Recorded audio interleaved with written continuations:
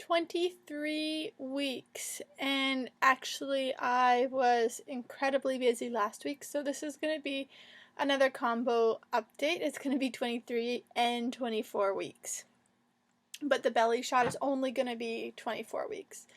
So 23 weeks, my body weight at 23 weeks was 131 pounds, so I'm still sitting at about 10 pounds above pre-pregnancy weight.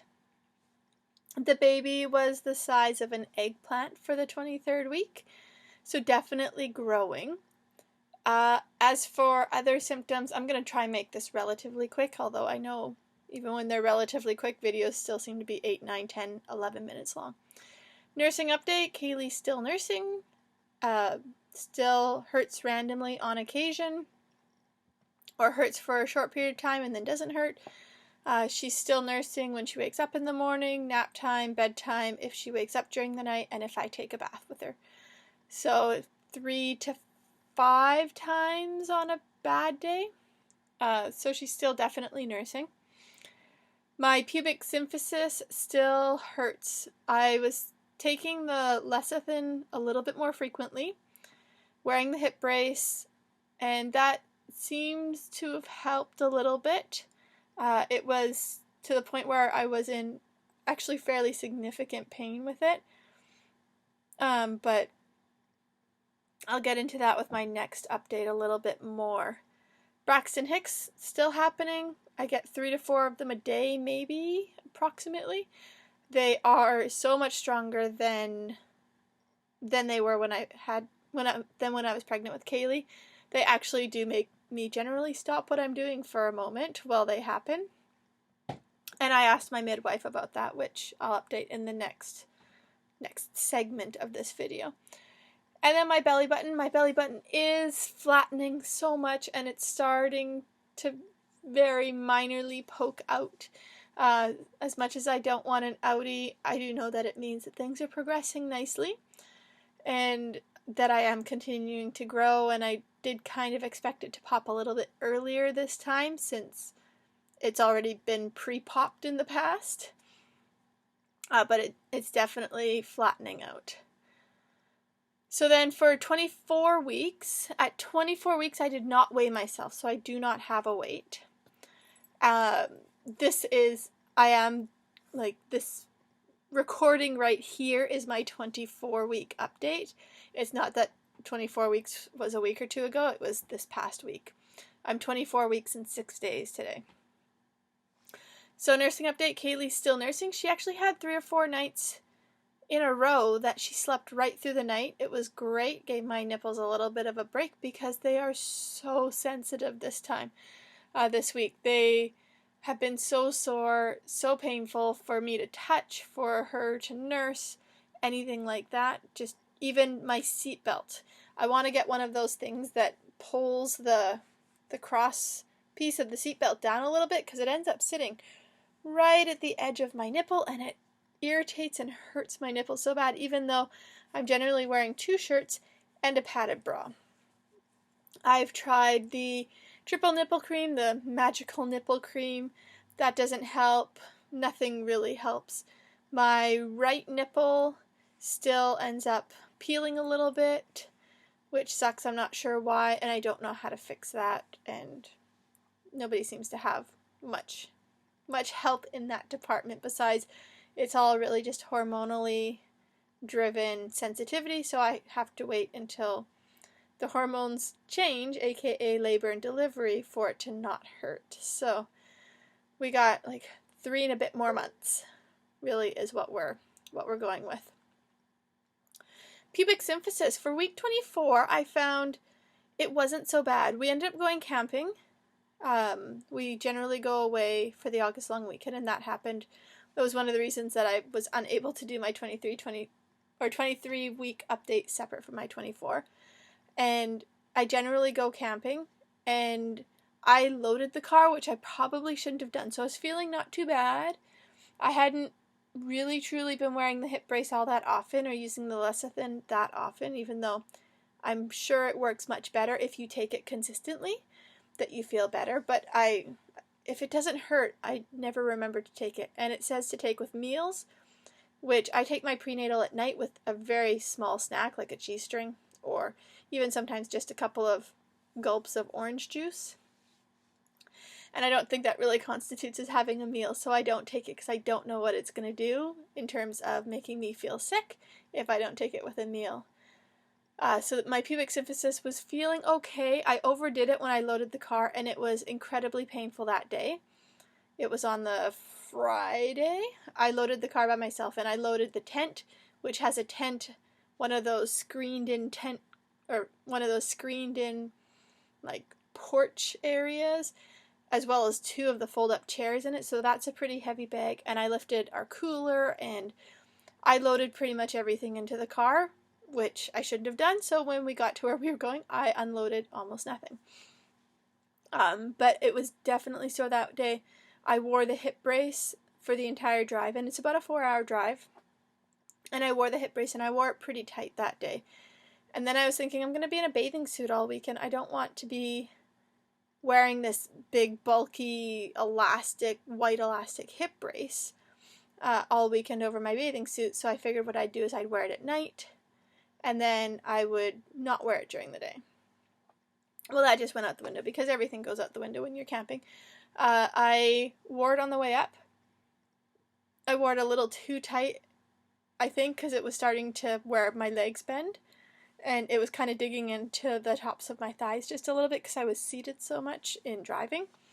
But I wore it on the way up, took it off that night, and I actually didn't wear it again the entire weekend. And I don't think I've worn it since. I might have worn it the day that we came back, or like the day after we came back, maybe. But I haven't really worn it. During the trip, while we were up there and everything, I had no problems with my pelvis. I didn't have issues walking or anything like that when I was walking to and from the beach or just anywhere in general. The only time that it really caused me any grief or pain was at night, and really that was just rolling over and trying to get comfortable sleeping on an air mattress with a toddler and a husband. So it was really at night, and I brought that up with midwives. I had a midwife appointment this week. I brought that up, and she thought it was a little odd that I was fine during the day and it was bad at night. So she's suggesting trying to use more props at night by having a pillow between my knees, because even that I only do when I am sore. Otherwise, I don't tend to do it because it's harder to sleep. But sleeping in like a recovery position, half on your stomach with your upper leg pulled up, is one of the most comfortable positions. It can be either side or flat on my back. And I know, 24.5 weeks, you shouldn't be sleeping on your back. Sleeping on your back during pregnancy is perfectly safe and fine, because if your uterus is getting too heavy and compressing your vena cava too much, your major blood vessels feeding your legs and returning blood back to your heart, you're going to feel dizzy, you're going to feel lightheaded, you're going to feel nauseous. There are going to be a lot of signs, and if there aren't any signs, then it's not an issue. So sleeping on my back is actually one of the most comfortable ways to sleep for a fair amount of my night. I usually wake up on my back, and I think it's really, in my sleep I go to roll over to my other side, but I just never quite make it. I end up falling asleep on my back just because it's so much work, and it's so excruciating to try and roll over right now. So I've just kind of left it at that. I sleep however's comfortable, and just, yeah. When we were away, I was suntanning on the beach, and people were laughing at me because I wanted to be able to suntan my back as well, which means I dug a hole in the sand for my belly and for my boobs so that I could lay down on my stomach and not be compressing the baby or myself. I did try laying on my stomach normally, but I could definitely feel the pressure, and the baby didn't seem happy because the baby was doing a lot of really hard kicking at that time. So I got up, I moved the blanket, I dug a little circle hole and a little line hole, and then I put the blanket back down and I laid on there. Perfectly comfortable. It was awesome. So midwife appointment. I had a midwife appointment. Baby is good in terms of heart rate, sitting around 150, 155, which has been pretty regular for my last few appointments. I am measuring my fundal height. It was at 25 centimeters, so that is right on track for being almost 25 weeks. The baby she's pretty sure the baby is head down right now, or sorry, head up right now, bum down. When she was feeling my abdomen and feeling where the baby was, her right hand, which was lower on my abdomen, she said it felt like it was wider, aka hips versus the narrow head. So we'll see. Not that it really matters which position the baby is in right now, because I'm not in labor and I'm not delivering anytime soon. So I hope it turns around on its own by itself closer to the due date, but excuse me, my daughter was up for an hour and a half in the middle of the night last night, so I'm a little bit tired today. So the baby is head up, bum down, we're pretty sure, based on her feeling the baby as well as where the heartbeat was. She went over the ultrasound results again. The femur length of the baby is sitting at the 50th percentile, so pretty average. And the rest of the measurements were sitting at the lower percentile, so what is it, 25 to 50 or 10 to 50, within that range, which doesn't bother me if the rest of the baby's a little bit smaller, particularly the circumference of the head. I'm perfectly okay if it's small, but normal. She said in terms of nursing and breastfeeding, it's really going to help the new baby in terms of weight gain and bringing my milk in faster, because with Kaylee nursing, she'll be taking out colostrum faster, and the baby will be getting colostrum because obviously you feed the baby first because the baby needs your milk, and then the toddler gets to nurse after that. And so the toddler tends to bring in the milk faster, as well as there tends to be more fatty milk because the toddler is drinking some as well. So I'm hoping that this baby grows nice and fast and chubby. I kind of want a chubby baby. My daughter didn't really have too much in terms of rolls. She had a little bit of a double chin and cheeks when she was around 4 months old. But other than that, she has always been so lean and skinny, which is fine. I'm skinny, my husband's skinny, but it would be nice to have a roly-poly baby at some point as well. So we're going to keep going with that. What else did we talk about? Because I use sunscreen, I have eczema on my hands really badly, and I don't know if you'll be able to see any of that, but my ring finger, my knuckle is super swollen. Actually, that one is too. It's all pink. It's got like all the pink lines in it. My knuckle was cracked, and really what that is I'm allergic to something. Whether it's something that I eat or something that I come in contact with. This happened because of the sunscreen, and it's happened in the past when I've put sunscreen on my daughter.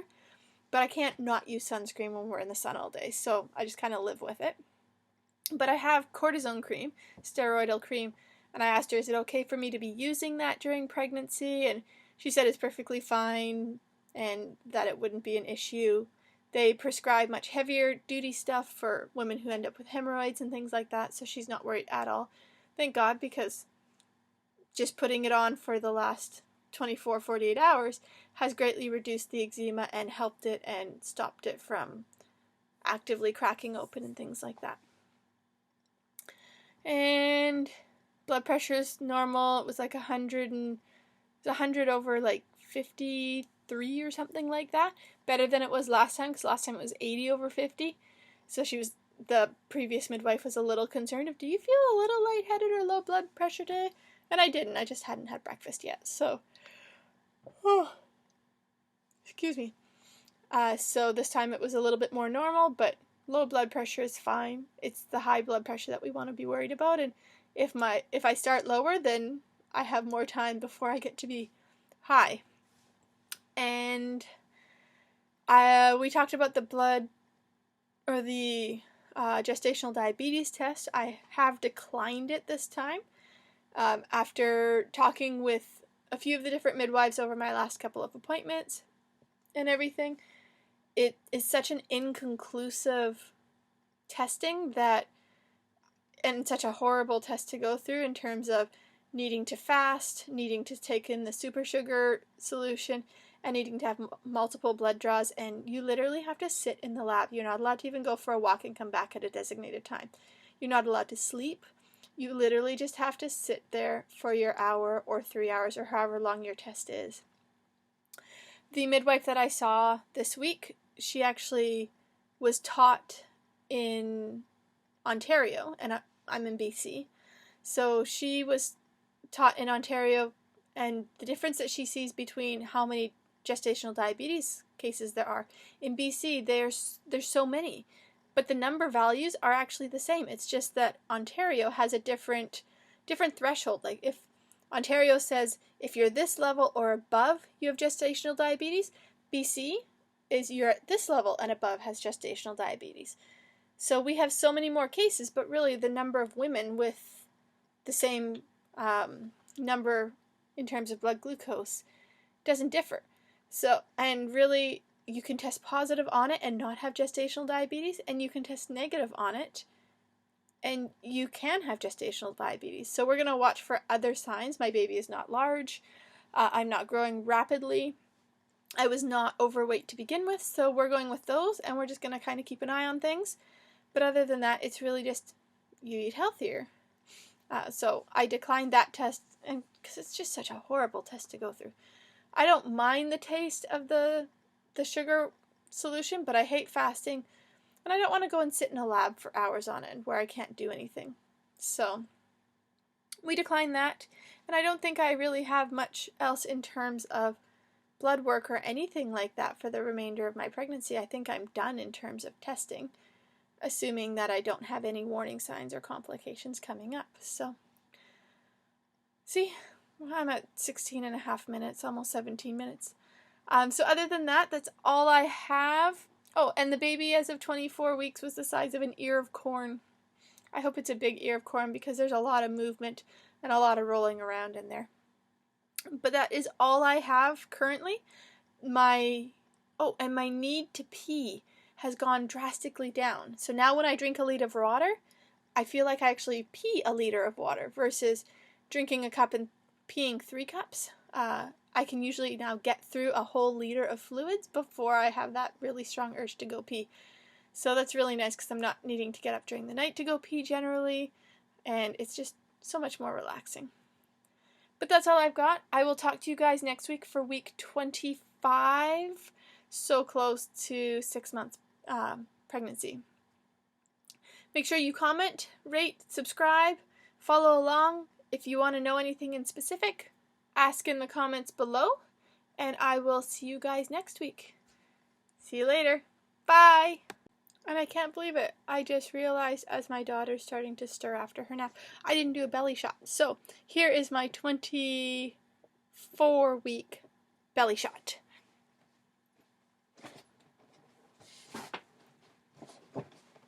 Okay, so with the shirt on,